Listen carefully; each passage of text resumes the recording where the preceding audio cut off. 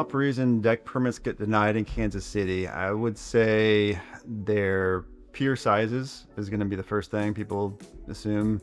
If they have a 36-inch deep pier, be a 12-inch round, they're fine with it. It's not really how it works. You got to have the right size pier as far as surface area. That would be the top thing. I would presume that, if somebody didn't know what they were doing, would have a permit get denied or asked for revision on.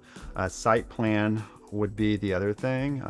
You can't just build a deck anywhere you want on the back of your house. It's got to be, a certain distance away from your neighbors, and each city will have, some variances to that. So it depends on what city you're working in. And then, just the overall details as far as, beam sizes, joist spacing, all that stuff's got to be defined and laid out. And it's got to be detailed on those plans. And if it's all not on there, everything that they're asking for, even ledger size and, what's a stair rise and run going to be. So if you don't have all those details listed out there, they're gonna deny it. They're gonna send it back to you. It's not that big a deal. They're gonna ask you for some revisions. And most of these cities, permit process is online, so it's just a portal you're gonna resubmit your drawings and your details on.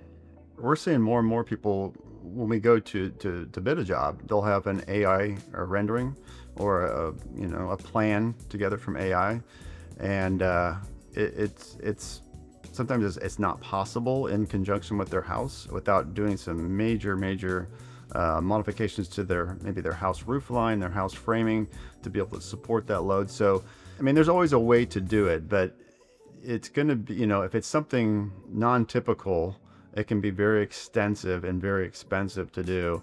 And it's still going to have to be way more detailed than any computer generated drawing is going to give you. There's going to have to be, a lot of details, and we're going to have to, determine loads and capacities and spacing and how those things all interconnect and affect each other. The side wind load resistance, there's got to be wind uplift protection. There's got to be, bearing capacities. There's all those things are mathematical, and they've all been calculated by engineers over the years, and they've all been put into tables for ease of use for builders and homeowners.